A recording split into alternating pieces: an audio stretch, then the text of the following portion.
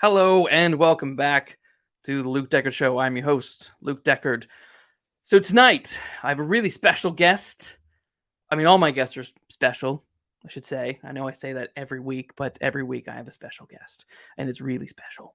But tonight, I have a really cool actor who you would have seen on HBO's Doom Patrol and Paramount Plus's Star Trek Picard, she plays Hammerhead and Tavine, the Vulcan Tavine on Star Trek Picard. Stephanie Czajkowski is with us tonight. We're going to be talking about acting, what it's like to create characters, and a whole bunch of other really interesting stuff. So without further ado, let's bring Stephanie in. Welcome, Stephanie. Hi, guys. Hey, how are you, Luke? I'm good. Thank you so much for coming on my humble little podcast to chat random stuff with me. This was really exciting. So let's dive in. I have a bunch of questions and I want to get through as many as I can. I also towards the end of the questions, I want to do sort of a mock inside the actor's studio with you. And go through some similar, really James Lipton this up a bit. But let's go back to the beginning. Why don't you tell the audience a little bit about kind of where you came from, where you grew up, and where that bug to that got inside made you want to go and become an actor. Where did that kind of first manifest? The thing that made me want to go and be told no so many times was like, right. What is that thing that sparks the amount to go out and get a lot of rejection? Yeah. I was born. I was born and raised in southern Wisconsin, in Racine, Wisconsin. I went to grade school there, and then I went to high school in the suburbs of Chicago. And the bug caught me pretty early. There is an ongoing story that I forgot about for many, many years, and then remembered because my mom had passed away, and we were going through some of her things. And I found a letter from our local Channel 12 affiliate in, I think, Milwaukee, from when I was, I think, in kindergarten. And when I was in kindergarten, because, kindergarten was half day, I would come home and I would watch the Brady Bunch in syndication. Yep. And I decided at like 4 or 5 years old that I wanted to be on the Brady Bunch. And so I made my mom write a letter to the news station, to Channel 12, and asked them how I too could be part of the Brady Bunch. And I think it was at a point where they'd expanded the children, and Cousin Oliver was like now part of it. So I figured if Cousin Oliver was now part of it, that maybe I could be another cousin or something, I guess. Yeah. And so I sent that letter. They actually were kind enough to answer me and told me to become a model and an actor. But my mother was a seamstress. My dad was a mechanical engineer. So they were kind of like, yeah. And so for me, it ended up manifesting in, my grade school. I went to a Catholic grade school. I wrote plays. We did plays. And then when I was in 6th grade, we moved to the suburbs of Chicago to a suburb called Naperville. And they had a summer theater. They had a community theater. Yeah. And so when I got there, I started auditioning for community theater. And then our high school had a really bustling theater program. We did, I think, 4 productions a year. It was basically we'd do something, then we'd have a couple weeks off, and then we'd do something else. It was different iterations of that. Yeah. So it started pretty early, and then it just kind of kept going. And I decided, I wanted to be an actor. I did not know how to do that professionally. So I did what I thought seemed like the logical thing. I went to college for it. I went to NYU. I went to Tisch School of the Arts. And so I moved to New York, did 4 years of that. And then got out in the real world and tried to figure out how to get a fucking job, And it's just kind of been the figure out how to live and do the thing that you want to do and Yeah. take classes and just, and eventually you kind of figure it out and you get little bits of jobs here and then they go away. And I've, for the last little while, I've had a really good run. So, Yeah. which I'm really, really thankful for, because I was like, oh, this is so nice. Stability. But it's also several, it's several decades in coming of just, we Yeah. just keep showing the fuck up. Yeah. Yeah. I swear a little bit. Sorry. No, it's absolutely fine. I mean, I know YouTube doesn't like it, but I'm like, it's so hard to not Yeah. swear. Like, come on. I'm trying to get better at it. I'm trying to get better at it. Yeah. Not doing it. We have a kid on the way, and my wife keeps saying you gotta cut it back, and I'm like, God damn it. Yeah. But it's so good, so good. There's nothing more, it's very fulfilling to get Isn't fuck in there, Yeah, no, it really is. It's like, I'm not trying to be like rude, but it's just like, it's just good fuck feels, Yeah, yes, it just does. it works. So I'm interested about your time in New York and when you were studying. What was that experience like? Because not totally similar, but I went to university for creative writing, and I'm just finishing up a PhD in creative writing. And there is a huge disconnect between studying the thing that you love and then being done with the studying and trying to find your place in that world, in the real world. So yeah, what was the experience like in the academic sense where you're studying, and what were some of the, I don't know, what were the kind of the big lessons that you learned there and then in the real world? Well, what I did learn later is I went to the undergrad. I went to Tisch undergrad. I went to the undergrad drama program, which was comprised of a number of studios throughout the city, professional studios. I ended up at a place called Playwrights Horizons Theater School that taught actors, writers, directors, which was wonderful because you got to know writers and directors. Yeah. But the way they structured undergrad when I went there, and I don't know if they've changed, I think there's been a lot of pressure to change it, is that within the first year, you were not allowed to do the thing you were there for. Your first year, you were doing tech. There was no crossover with the film department, which is insane to me. Yeah. But it was very much, it was because it was set up to be a conservatory. It was rather than going to like a Juilliard or just a, Stella Adler acting academy. Yeah. The unique thing about, Tisch undergrad was 3 days a week, I was going to 42nd Street and I was studying, voice. I was studying voice, movement, dramaturgy, scene study, a directing class. We were doing 8 hours a day of this intensive artist, training. Yeah. And then 2 days a week we were doing arts and sciences. We were doing like sociology and doing all the other things to get your degree.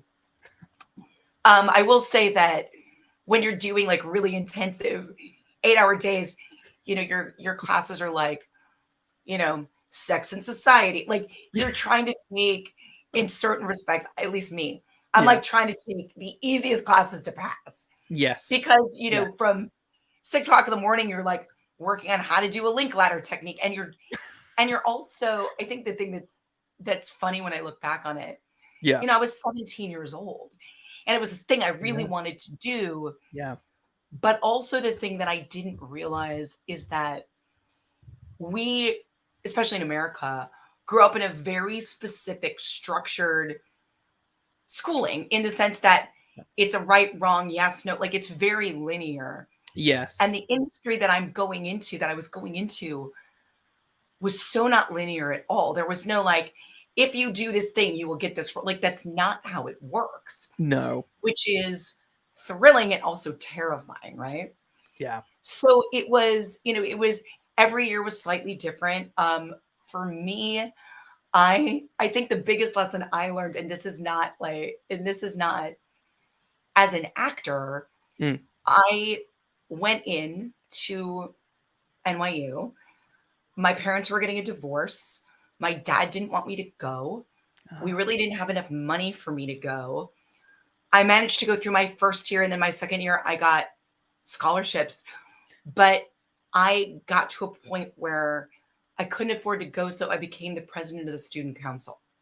So that they couldn't kick me out, or if they did, it would be really bad press.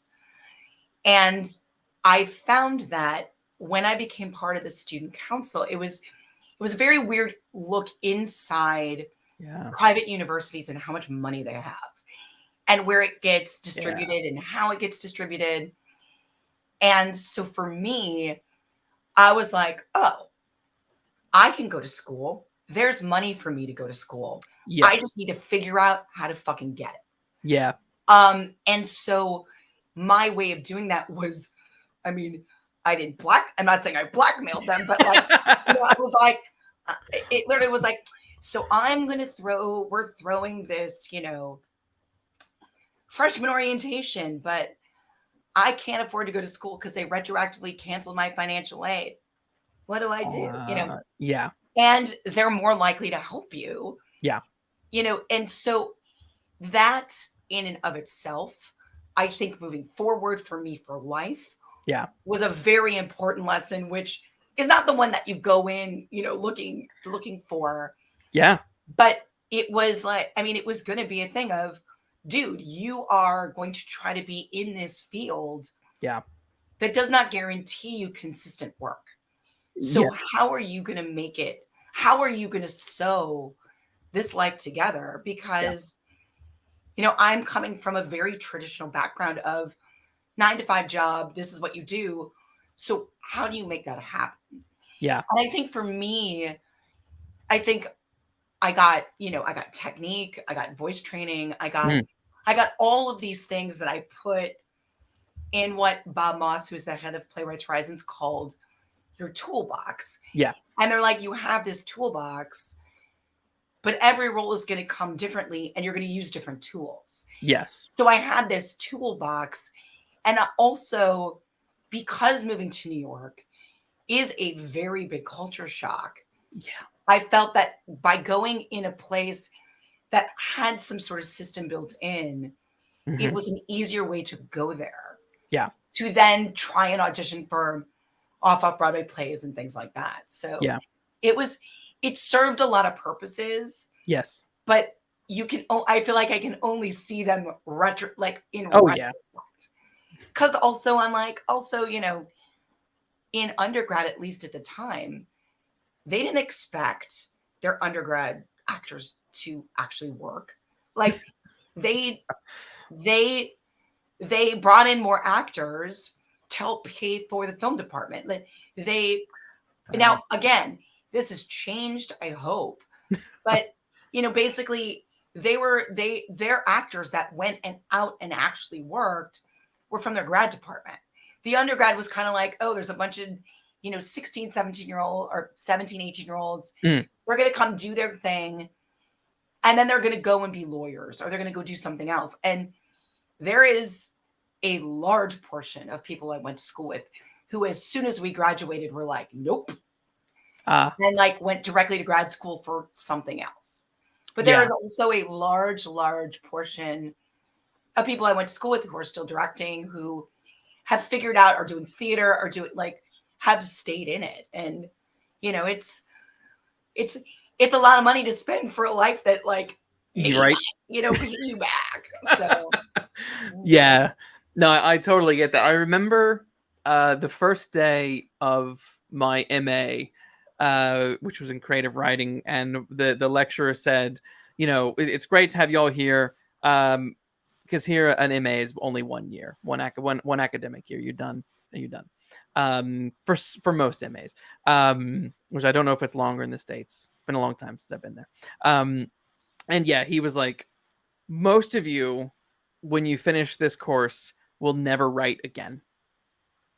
And I guess that's kind of similar to that, where some of those people who went there for study to be actors at the end were like, nope, I'm done. I think there's a lot of that in the creative industry. People go in with their big ideas, and then Yeah. the reality is tough, I think. Well, it's a wholly other thing. And, there was a point when I was a junior, I think, Mm, at Playwrights Horizons, because I went to a different studio my senior year, that one of my teachers was like, look, you're good. We're just trying to make you better. And yeah, that was how they felt about everyone. But yeah, we were in this conservatory system. And I've heard Edie Falco talk about this as well, yeah, where they break you down so that you're relearning everything and you don't trust what you know. yeah, yeah, And at that age is a really tenuous time to do that,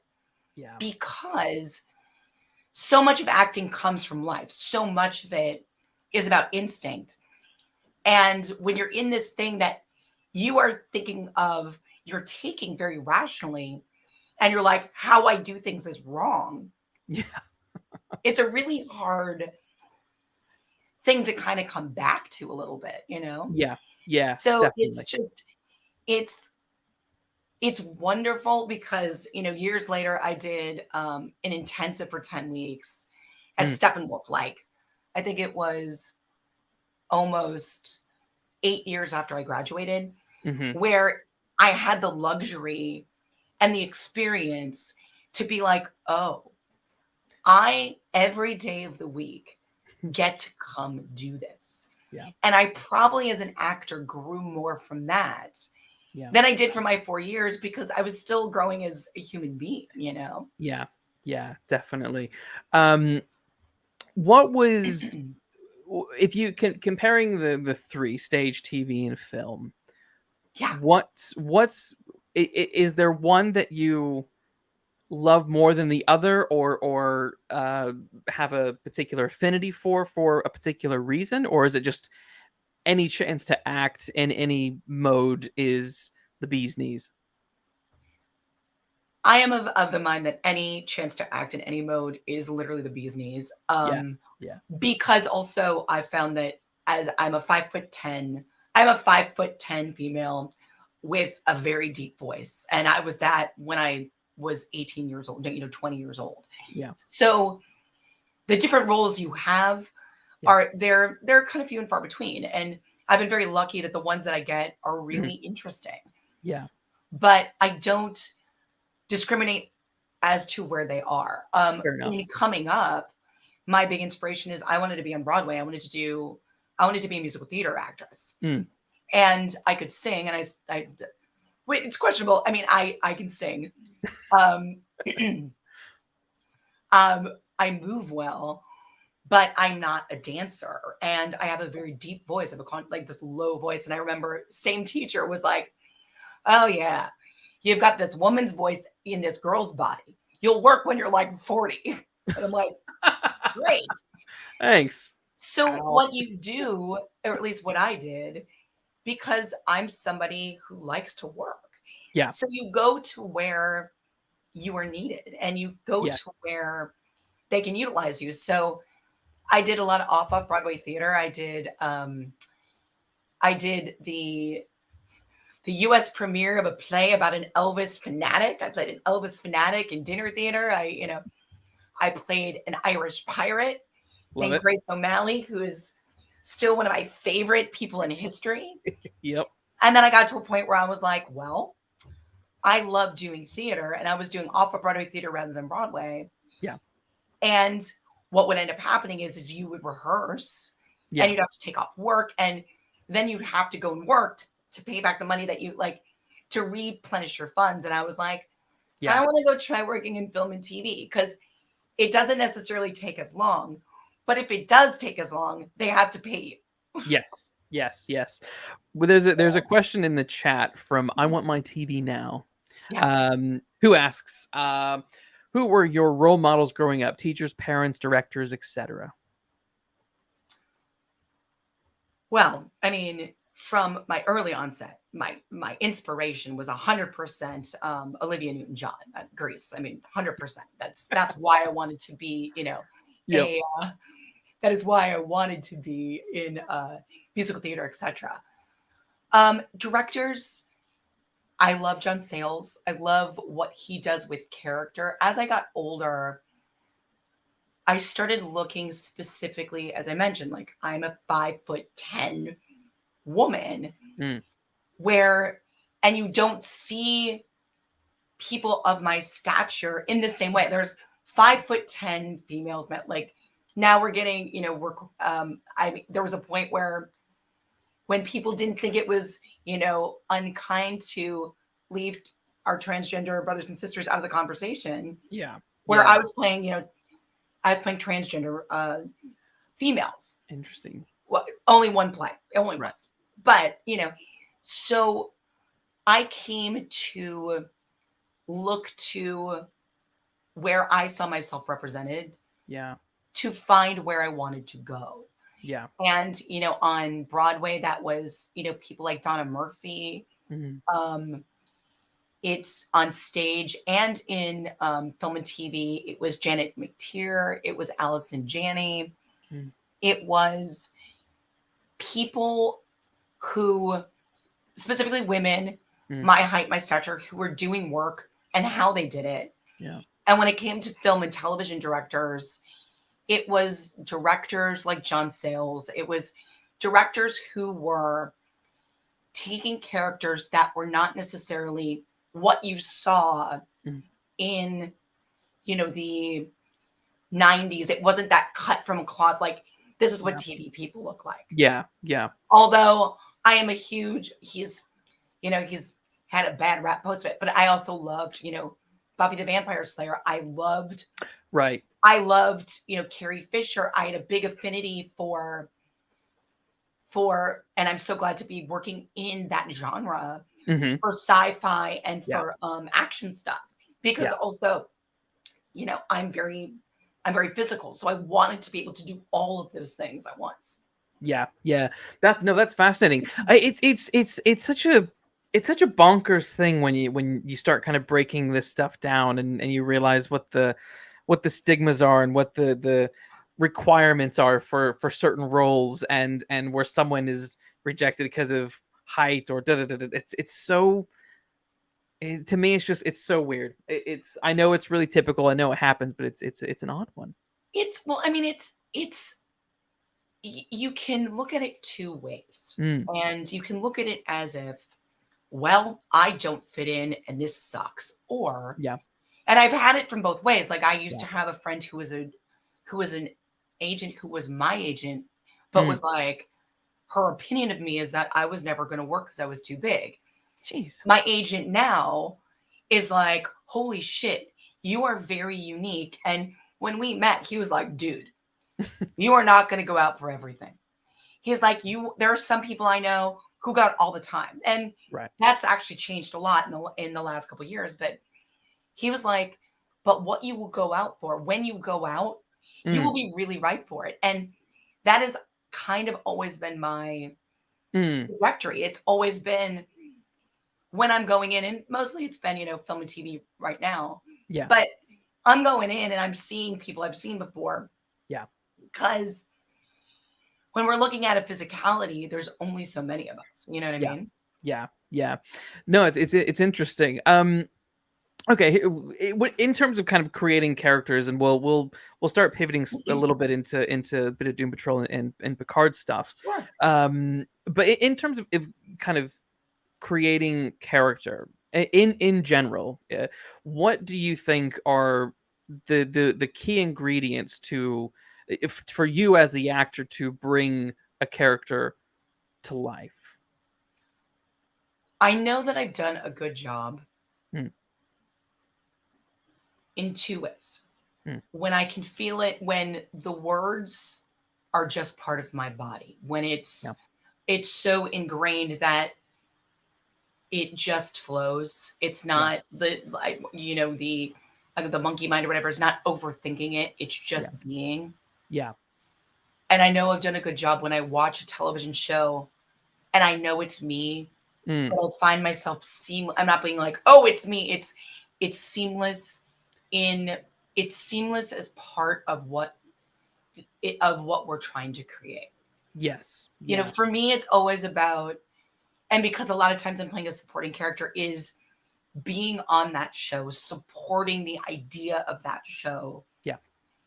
And then the choices I make are informed by that. Yeah. Yeah. You know? I want my TV in the I want my TV now asks some interesting questions. How do you research or prepare? Depends on what the role is. It depends on what my in is. If I'm gonna we'll jump in to Tavine. I had some background in Star Trek. My dad was a very large fan, so I had exposure to it. I knew about it, but when it came to playing a Vulcan, I wanted to encapsulate the Vulcan in the best possible way, but everything I was afraid that, and it wasn't until I did this research that it was just Vulcans have no emotion, and that's fully untrue. They have lots of emotion, they just don't show it. Yes. Or they keep a cap on it. Yeah. And so in order to know what that is, I went to Memory Alpha. I watched a lot of, there's so much. There's so many episodes.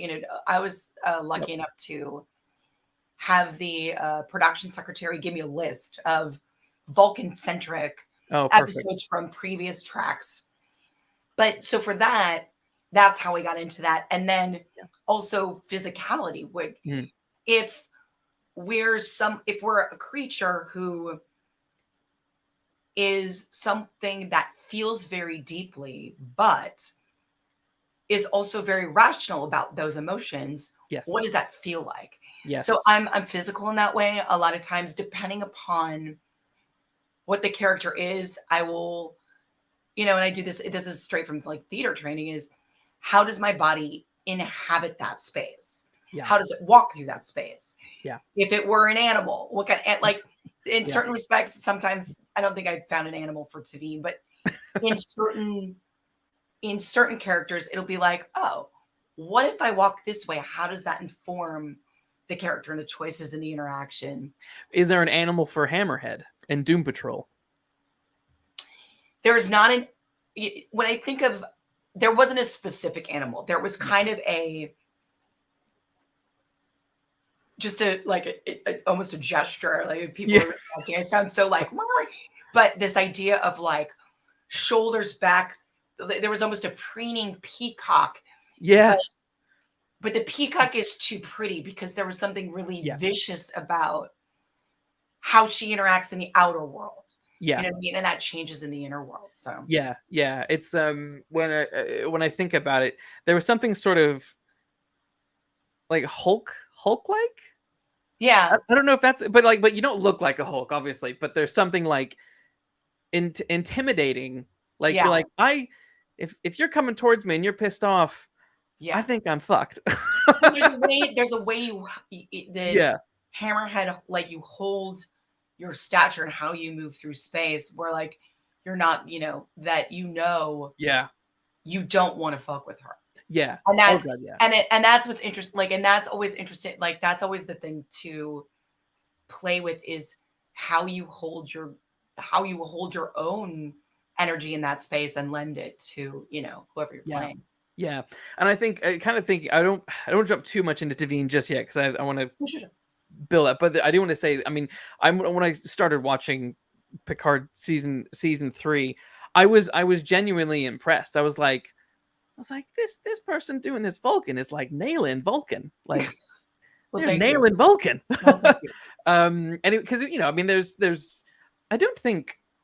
I mean, obviously, there's Spock in some of the newer stuff, but I was like, I think the last proper Vulcan that we've had was T'Pol on Enterprise, maybe. Yeah, I think so. I mean, we've had iterations of Spock. But I think it might have been T'Pol. And so I was like, oh, we got a new Vulcan, and that I could see, having obviously spoken to you now, I could see how you were really inhabiting all those different sorts of Vulcan performances, but I didn't feel like I was watching those old performances. I was like, this is a new Vulcan, and I recognize Vulcan traits, and it's you did well, you done well.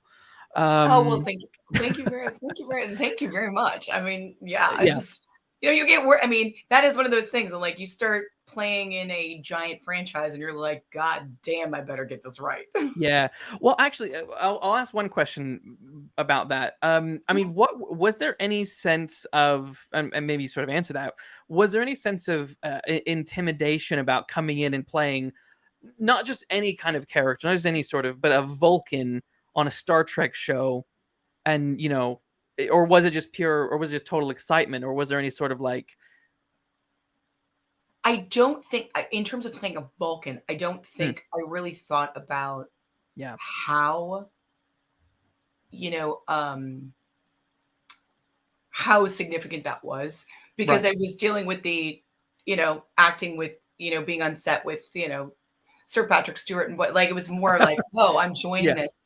But yeah, when it came to, yeah, when it came to it, and I think that's partially because when I auditioned for the role, mm, I it wasn't specifically stated that it was a Vulcan.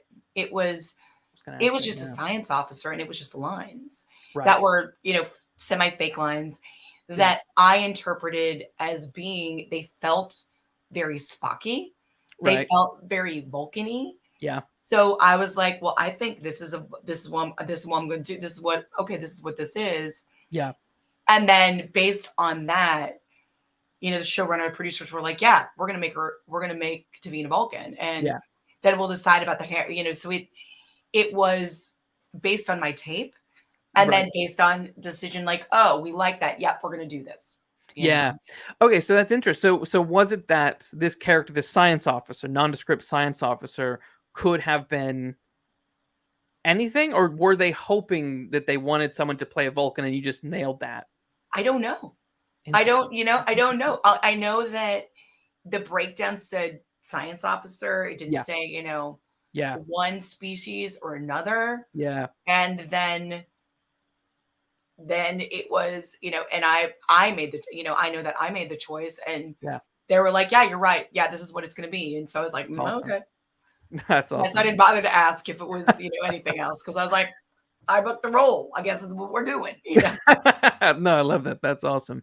Um, in the just another question from I'm at my TV now. Let's get all the Yay. questions tonight. Do you have any mementos from roles, or do you just drop it and move on? Do you keep any mementos I from try to. roles?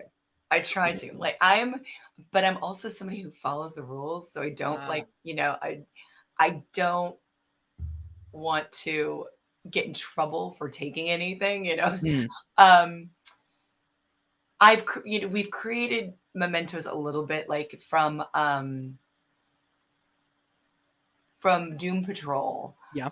Uh, make the makeup and hair gave me a copy. I have if I ever wanted to go cosplay as myself, I actually have, I have the tattoo. The tattoo, awesome. Yeah, I wanted to try to get the jacket, but that wasn't available.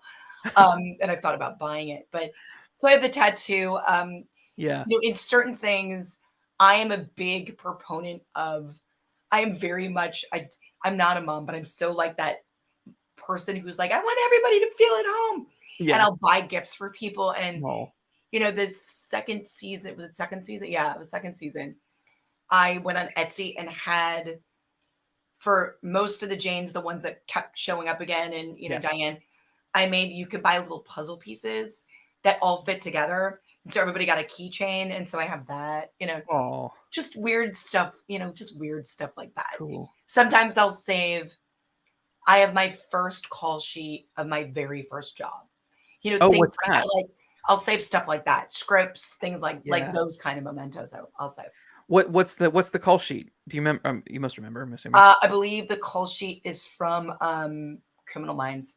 Nice. It was my Nice. first SAG job, my first on TV Yeah. SAG job. Yeah. Oh, that's awesome. Yeah. Let's chat about Doom Patrol. Sure. Now this is a really fun show. It reminded me. I'm not a I didn't. I mean, I don't know about you. I don't know if you were a big fan or you knew a lot about Doom Patrol. I did not know. Yeah, I mean, same. When the show came out, this is the first time I heard about Doom Patrol.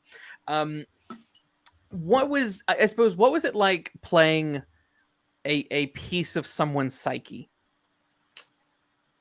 Initially, it was, let's confab a little bit, and Diane Mm. was incredibly generous about that, to make sure that whatever I'm playing in the underground in her head Hmm. is matching what's happening on the outside. So it's not Yeah. like, you watch Diane embody Hammerhead Yeah. with other people, and then you come down inside and suddenly it's like a wholly different character. Yeah.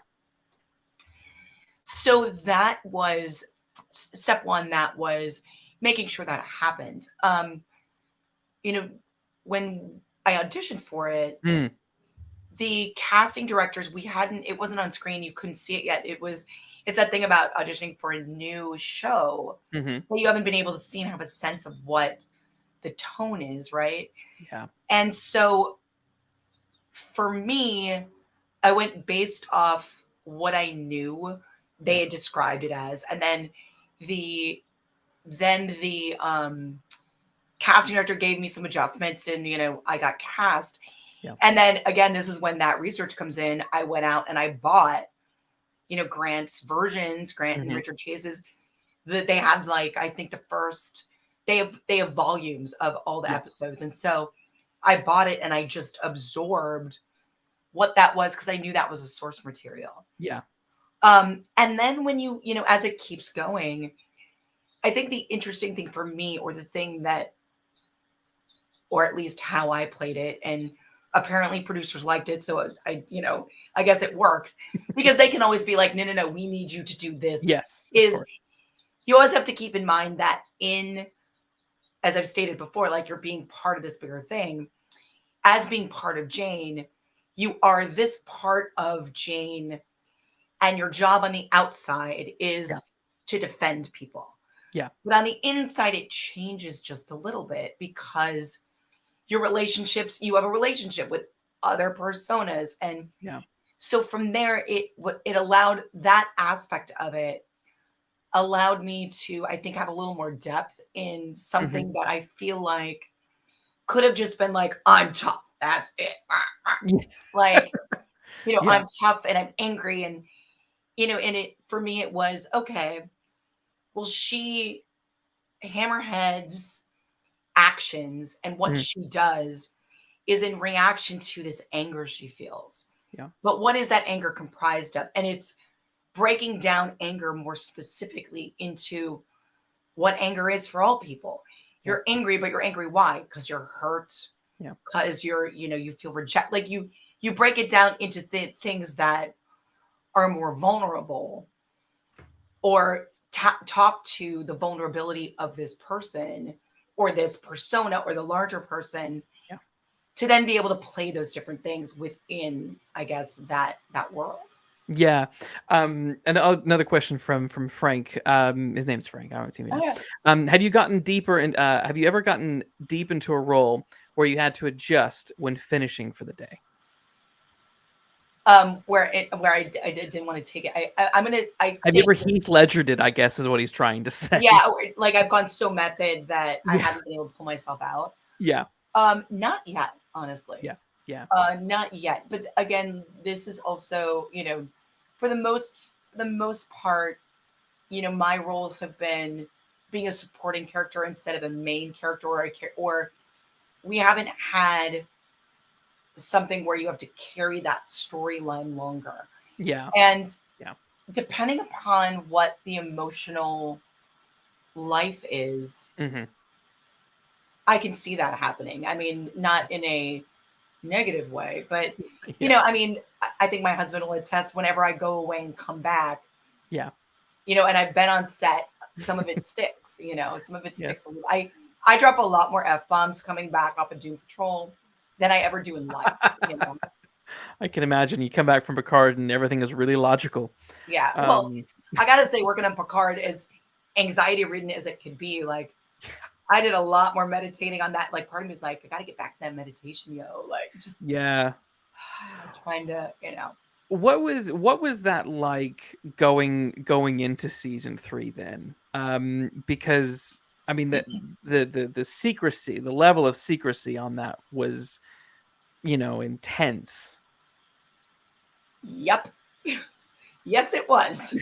Um, you tell your family, Yeah. and like maybe you show them a picture, but Yeah. then I mean, oh my God, like you rap and you're showing like, but you're trying not to, like, you don't want to spread it out, you don't want to put it on the internet. Right. No. Like, and like everyone I told, anybody I told anything, it was like my phone, they would see it in my hand Right. because I'm like, I'm not supposed to tell you at all. And then there was a point, like about 6 months. It was basically, I think, last September, Mm. and it might have been before one of the Star Trek conventions, where we got an email from Paramount that's like a reminder, and I was like, oh my God, they know. And my husband's like, dude, I know. it's not you. It's it's bigger characters suddenly like slipping about. Yeah. So Yeah. I mean, you want to keep it a secret because it's so, spoilers suck because Yeah. there's so much cool stuff going to happen that you Yeah. don't, I mean, you don't, in my opinion, you don't want to know because it No. ruins the experience. Yeah. I totally agree. Yeah. I think I always, for me with stories, I don't necessarily get bummed when I see a spoiler. But there is a little bit of, it is quite nice when you can go into something Fresh. fresh, Yeah. and or like when someone is out filming, they're filming the filming, and you see the leaks and stuff like that. You're like, could have done without that, Yeah. But yeah, okay, so yeah, so level of secrecy was insane. So when it came to Veen, was there a Bible for the character? It sounds like there probably maybe wasn't. No, no, not really. I mean, I think in a lot of ways that Terry and the writers were really collaborative and generous with giving us more than I think other Treks have gotten when it comes to their bridge crew. Because Mm, we're not leading story. We are part of story, and yeah. Tavine, a lot of Tavine's job besides reacting is talking about metaphasic shields. And, a lot of science babble. But it's not because, and I've had conversations with people about that. They're like, oh my God, you're in it. I'm like, yeah, dude, but it's called Picard. We're focused on them. I get to be part of it. But, in the Bible of it all, we're looking at those characters insofar only as they support story. Yeah. And Yeah. so because it has not been dictated who they are, it also has been really generous because it allows us to fill out who they are. Like, for me, my, little backstory of, being a quarter, which people keep messing up, a quarter, 25%, Delton, Yes. is super exciting to me. Yes. It's super exciting to work on that and to add it in. It informs what I do, but we're not talking about Sabine's background like in this season because we got other shit to take care of, So it's official because I've seen interviews. So you are definitely a quarter Delton. That is okay. Yeah. Okay. Yeah, quarter Delton, grandma. It was grandma. Grandma. Not a half quarter. Which also much more interesting to me that it's not half, it's a quarter, because you're like, all right, so what stuff is dominant, right? Yes. What actually that's that is a question I have. Like, how are you balancing that? It's like where is the Delton? There's things that you do where my nerd brain before I read stuff, and I don't like go searching and reading a bunch of articles all the time, but there were certain things at the beginning that you would do, and like a little flag would go up, like, wait, and then I was like, oh, you're Delton, that might be why you're doing that. But what is it for you that you're doing that's like, oh, this is my Delton side coming out a little bit more? This is but Vulcan is obviously more dominant because of the low percentage. Yeah, because of the logic and how you at least interact with your bridge mates. Yes. I think that, at least for me, in terms of really looking at where it comes in is I liked the idea of the duality specifically of the emotions. I like the duality of Vulcans feeling things very deeply and then pushing them down, and Deltans mostly being known for sex, whatever, but Right, also just delighting in emotion Yes. and how that came to be. So, whereas basically for me, I think, and for Tavine, where that Deltan mixes with that Vulcan is in how she feels, the energy I think she puts out when it comes to the entire crew. Yeah. Like it's a really subtle thing, but it's I feel that if she were just Vulcan, everything would be self-contained. Mm. And there's a bigger sense of community. And Yeah. that's the part of it that's like Yeah. that reads, but not like, oh, that's a Deltan thing. You know what I mean? Yes. Yeah. You Yeah. know, it's stuff like that, but it's also it's that, and then and I also because when Terry and I were talking about it, he was like, all right, so Tavina's sex because that's what everybody's going to talk about. And I'm like, yeah, okay, she probably had a crazy pomfar, but it's probably off the chain, but Gene, like Roddenberry in his when he was writing the novel for Star Trek the movie, he talked really specifically about how advanced the Deltan mind was because of their affinity for art and culture and stuff like that, and how basically like trigonometry and all that stuff was just like, oh, no big deal.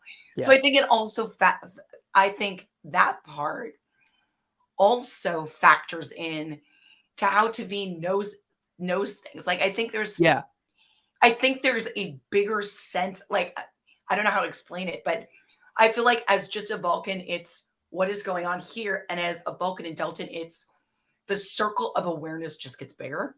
Yes. It's like a super genius. Yeah. I would feel like super genius. And also when it comes to, because they talk about, Vulcans being able to touch people and having touch telepathy, but also as they get more advanced, having bits of being able to have a little bit more telepathy with people like in a room. So I think that what it does is the Deltan aspect of it just makes Tavine that much more aware of everything that's going around her all the time. Yeah. Yeah. She then deals with very rationally. Yes. So what would be so basically her whole kind of background then is really for you to decide. Oh yeah. It's such like research actor nerd stuff. Like, it's the thing that, I assume most people do. Like it's the thing I've been trained to do is to fill out, even though you say nothing, everything about this. That's the fun of it is, being this character that you're not. So what would be, and this obviously isn't canon, or it's canon in your head until the show changes it. Right. What is Tavine's background? What is the background that you've given for her? Whether that's friends, families, what's her dreams, aspirations? What do you got? I've focused mostly on how we got to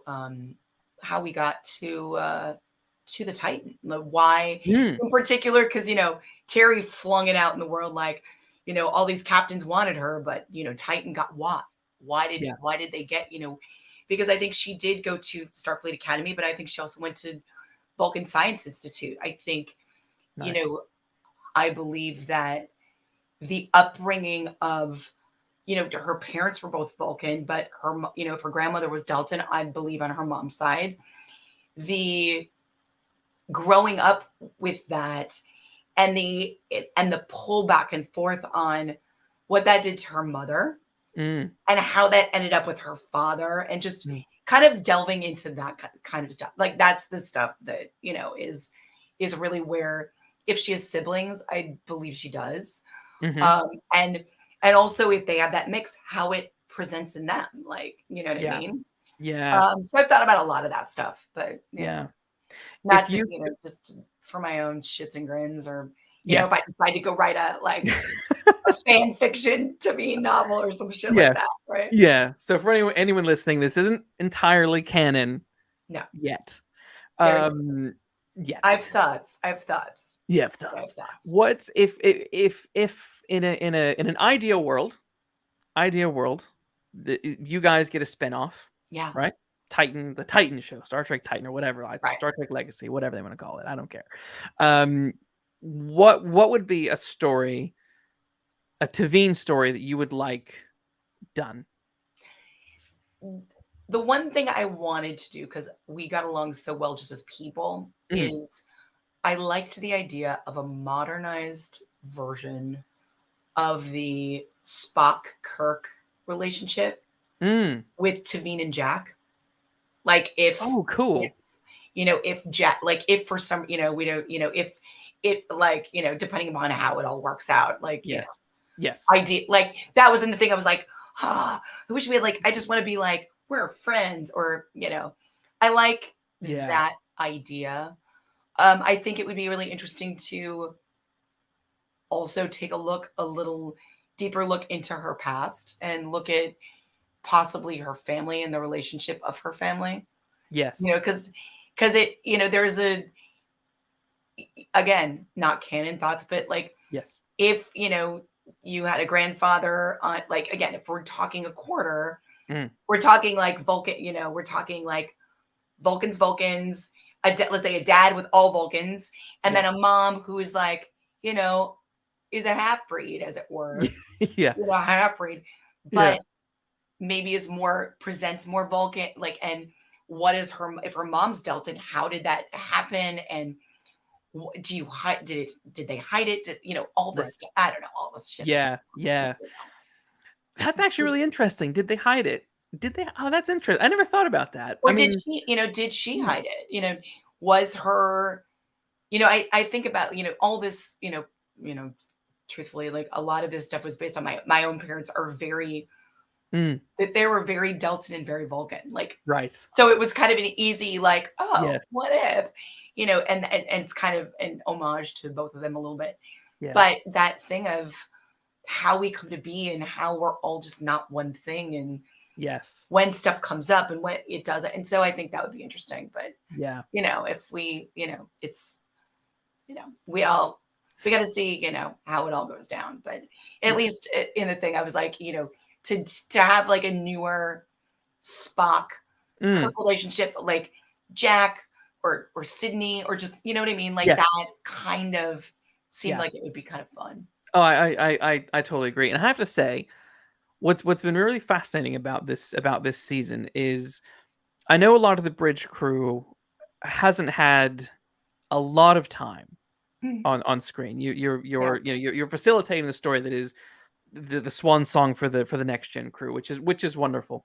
But what I think has been so fascinating to me about this particular season is I feel like there is still a real sense of character for everyone in the bridge crew. Yeah. Everyone that we're seeing, even though we're seeing it in little chunks. I'm sitting there going, I'm watching this episode. And it's like, yeah, it's great that there's Will Riker and Picard, but I don't know what these guys are doing. What are they doing over there? Right. And that's what's been a really fun aspect about this particular season. Like, oh, there's so much to be interested in. Yeah. That I love. I think they're nailing it. I have some questions in the chat. And then we'll wrap up here in a minute. I'm at my TV now. I think he's trolled your IMDb and he's flipping out the moment. Oh, is he going to talk about, I didn't know I was pregnant? He hasn't brought that one up. He says, was it fun to work on Call of the Wild? It was a dream. Yeah. It was a very strange time. So I booked that job, like the beginning of this run of jobs, which has been this very fortuitous, Mm. very fruitful Mhm. part of my career, all happened when I found out I had various cancers. Like, it's a weird, like, life gives you like big, like, balance, right? And Yeah. so this particular job, Call of the Wild, I booked, I think, 4 days before I went in for a double mastectomy for breast cancer. Wow, yeah. I booked it, and the only question I had was, okay, when does it shoot? Because I knew I had to recover from the breast cancer, because part of the job is I play the postmaster. It's very small. And I have to do a stunt where I catch a mailbag and fall, and I needed to do it, would not be hurt. Right. And it turned out that it was shooting literally the week I was supposed to go back to my my fitness job. And so, and I mean, Harrison Ford was on it. He was in the scene. And I was supposed to start chemo. And so I just remember I have this gorgeous memory of, we were shooting in Santa Clarita. It was the biggest movie I've still ever been on, where they had taken this old timey village, put snow, and turned it into the Yukon. Like, just right. And I remember standing there the last night I was shooting, and it was this like winter wonderland with a fake moon and then the moon behind it. Oh, and wow. I was like, okay, if I don't work for however long, or I never work again, this is enough. Yeah. And the other side part of that is my husband is a writer director, and the DP on that was Janis Kaminski, which I didn't know. Like, I just was like, oh, it's this guy, Yanni, hey, Yanni, blah, blah. And I remember coming home after I wrapped it, and I was like, oh, this Polish guy, Yanni, we just gave each other shit because we didn't know. Yeah. And I got home, and I was like telling my husband about Yanni and how we were fighting over, because a lot of times if the shoot's going long, sometimes production will like do a treat truck, like you'll have ice cream, or in this case it was like second meal, and we had like like personalized pizzas. It was great. Yeah. And he and I were talking about it, and I get home and I was like, blah, blah, blah, Yanni, blah, blah. My husband's like, Yanni. And I was like, I don't know, Yanni. He's like, what's his name? He's like, well, what's his name? And I look it up on the call sheet. I'm like, Janis Kaminski. And he was like, he sits up in bed and he's like, Janis Kaminski. Janis Kaminski was your DP. And I'm like, yeah. And like, oh. And I was like, what? And he was like, look it up. Look it up right now. So I got to see him at the day. But I mean, he is an Oscar award winner, and he's amazing. And we're all just people making shit, you know? Yeah. That's the lovely part about it. Oh, that's great. Frank very much enjoyed that story. He says he's smiling so big. That's a great memory. He also asks, he says, oh my God, I'll put it up here. He says, oh my God, I loved Breakthrough. Do you have any fun stories from working on that film? I do, as a matter of fact. So Breakthrough shot in Winnipeg, Manitoba, which is where my husband's from. And I am a Canadian resident, so I can work on Canadian films. And so I went up and I auditioned, and I managed to book it, which was great, and got to work with Chrissy Metz. But we were shooting during the hockey playoffs. Ooh. And we were shooting in this mega church. And on our breaks, when we were shooting out in the lobby of this church, I think the video guys had managed to hook up, because the Winnipeg Jets were in the playoffs, and managed to hook it up to the screen. And at one point, people were in there, and I was literally like, the Church of Hockey, because it was like a hockey game in this huge like mega church. And I have a great picture of the girl who played Topher Grace's wife, and the girl who played her daughter, like sitting, and I have a picture behind them, looking behind them, of them watching. Yeah. Watching hockey. Yeah. It's great. Oh, that's fun. That's fun. And his last question was, he wants me to ask he's asked about about working with Josh Lucas. Because him and I, my friend Frank, we're buds. We recently on his channel did a show on the 2003 Hulk movie, which Josh Lucas is in. So that's what's triggered his question there. I don't know if you have any comments on that. I didn't have that much interaction with Josh. Yeah. Except for one day when we were at lunch, and he sat down at the table, and like, he mostly kept to himself, but he's a smoke show. Like, he is just so cool, and you're just like, oh yeah, like he's just got that thing. Like, he's really just kind of cool, and like, but not in a gross way, like in a douchey. Like he's just Yeah. cool and a really good actor. Like he's just cool people. Like you just want to be around him because he is such really. He's just cool energy. Yeah, yeah. No, that's cool. Yeah. Okay, he's pressing for one more question. Yeah. I think I missed one of his questions. He goes to play China. I think I'm pronouncing that correctly. Yeah. Okay, cool. Did you do your own thing or did you watch interviews?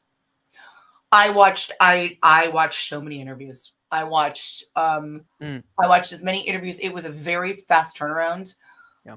Because I literally auditioned on a Monday, I was Oh. booked on a Wednesday, and I was Wow. flying on a Thursday. And I, Great. again, I had some knowledge of China, but also they had asked specifically about her voice because even though she was of larger stature, like she was my height, but clear, like had much more muscle than I did. I was like, damn, girl. I was like, I don't have enough time to put this on.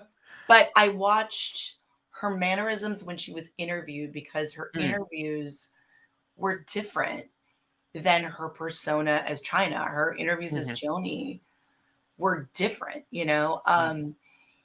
and so I also wanted to try and capture.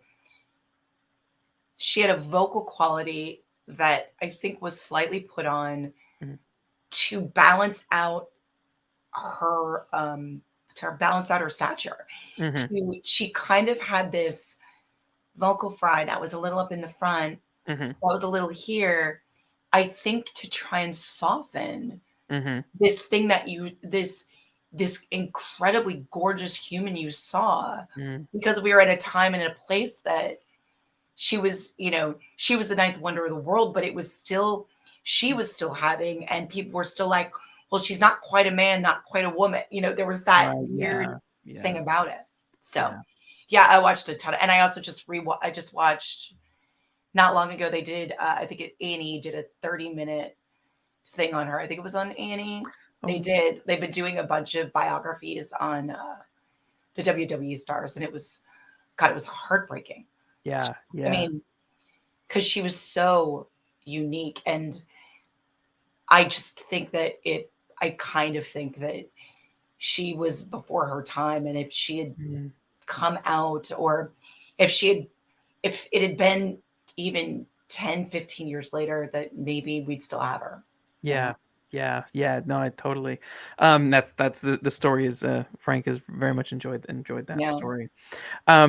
We'll wrap up here with just a couple more little quick questions. Let's see. So okay, so I joking earlier before we kicked off. I thought it'd be fun to do some inside the actor studio questions. Ooh, before that, one quick before that. When you're on set, whether Doom Patrol or Picard, how much room is there for improv? Improv? I'm just gonna say improv because I'm not gonna pronounce it properly the other way. On Picard, not a lot. I'm like, not a lot. I mean, there were a couple of times, I will say, there was a couple of times where I did something and I was like, oh, sir, like I added a sir or something. Right. And Jonathan Frakes was directing. He was like, I like that. Let's keep that. But in terms of and what's strange is I started, as I said, I like to get stuff in my body. And there are points in time where I'll be like, blah, blah, blah, blah. And it comes out all natural. And I'm like, that was not the line, but it sounded really good. Oh, that's my line. It's still a work in progress. Yeah. When it comes to, science babble, because you just want to make sure it's right. Right. Yeah, totally. Okay, so now we can run through these silly questions that I thought were quite fun. So, what's your favorite curse word? Oh, fuck. 100%. What's your least favorite word? My least favorite word? Oh, nice. Nice. I'm from the Midwest. People use nice, like, oh, that's nice. That's true. Or interesting. Nice and interesting are kind of tied. Yes. Because they're words that are not. They're like words. White toast. I'm like, be more specific. Yes. That's nice. No, give me more than that, damn it. Yeah. Okay. What profession other than your own would you like to attempt? I am actually, I would like to attempt to be a writer director, or at least a director. I mean, Mm, it seems like right in yeah, there's, there's that, if we're staying outside of the industry, yeah, there is part of me that, wants to go be a, a, a lobbyist for cancer research and stuff that yeah, in Hollywood, like there's part of me that wants to go tell people what's what kind of yeah, thing, yeah, a yeah. No, I think that's great. little bit of, I got a little bit of activist in me, I think. Wow, I think all the good ones do. Um, what profession would you not like to do? I would not like to be a mechanical engineer because my dad told me when I was 9, never become a mechanical engineer. So I'm Did gonna he say go why? with that. He didn't like his job at the time. So Oh, yeah, okay. yeah, I think that, but in all honesty, I think it would be very difficult to be a cop right now. My brother's a police officer, and I think it would Oh, be wow. really, I like playing it on television, but I have to think Yeah. it's a very, very hard job right now. Yes. And Yes. it's just mired in, it's mired in a lot of things, both Yes. good and bad. And Yeah. Yeah. I totally agree. I love science fiction, obviously, but my main thing is crime fiction. yeah, And yeah, just even approaching that subject from a fictional point of view, yeah. it's very, very, very, very, very tricky and very complicated, and nothing is as black and white as what Twitter wants people to believe. Oh God, right. It's just Um, so, yeah, nuances. I have nuance is a good dead on friend. this. I have a good There's friend who's always just like, two things can be true at the same time, and there should be a class called two things can be true at the same time. it really is true. It really is true. I can't tell you how many times I've flipped on Twitter, and I'm like, oh guys, come on, Yeah, people. There's other ways to look at something. I know. Um, but it's But exhausting. how do you like just how do you put it out there in however many characters we now have? Like, I mean, that's the thing. I mean, for me, it's just probably back in the day, I would spout off on Twitter, but at this point, I've gotten to the point where it's just it's futile. yeah, There's no point because people have their camps. They're so firmly rooted in their camps, and they don't actually want dialogue. right. Well, and And also you're not going to do that on a place that you can get your proverbial rocks off yelling at people or yeah, feeling like you are superior, or I mean, I am at fault for doing that too, like yeah, going and kicking a dog where you're just yeah, like, oh, it's so stupid. But I'm yeah. like, but it doesn't elevate, understanding. It doesn't, No, it's just, no, it doesn't help. And it's, I keep hoping that despite the fact that most of the ways we interact are via text, etc., that hopefully people try and start having good start communicating yeah, better. I don't yeah. know. I agree, and I'm a big fan. I don't know if you're a fan of Joseph Campbell, the Yeah, mythologist. yeah, Yeah, I really, really, really love his work, and I remember was watching an interview with him once, and he was talking about a particular guy who was, I think he started off as like a Catholic priest, left that to go become like a Buddhist, then left that to another religion, and this man went through a couple of different religions, and the big sort of takeaway from it is what was moving him on wasn't negative. It was just that he was being drawn by the similarities yeah, between the two. And Joseph's big kind of comment on that was, and this is, a lot of people mention this stuff, is if we spend more time looking at our similarities rather than our differences, we would come together much, much more quickly yeah, than what we're doing now, because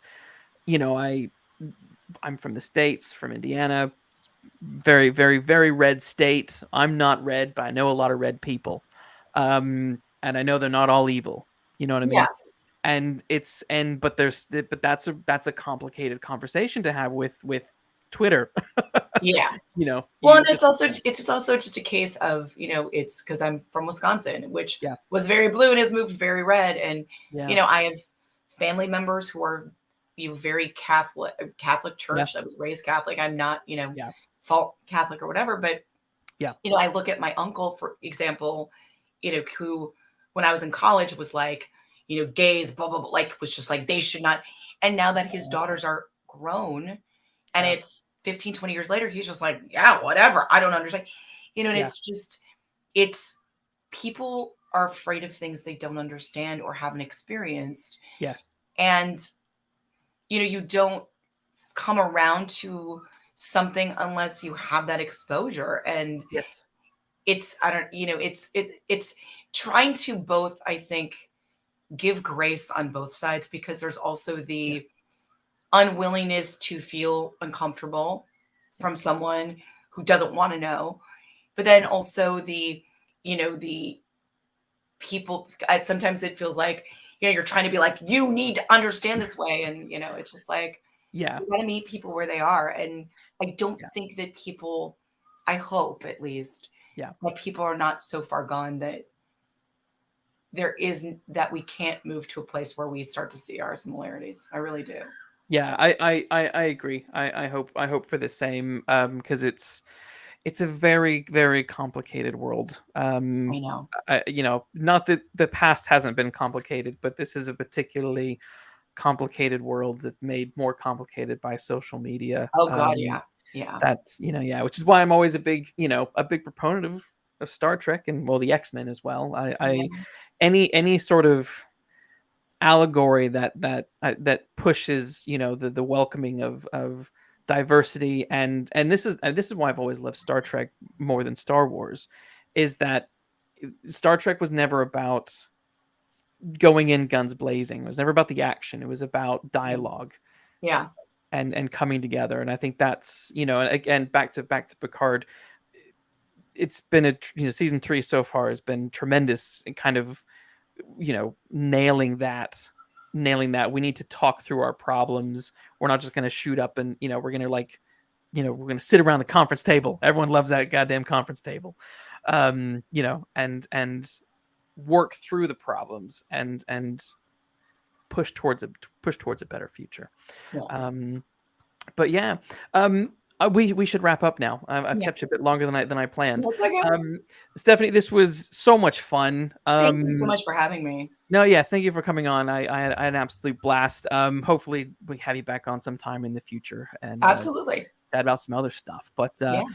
everyone, thanks for tuning in, and I'll see you next week. I think I'll chat about something next week. I don't know what yet, but I'll chat about something. I don't know. We'll find out. But anyway, everyone, have a good evening, and yeah, see you next week. Bye.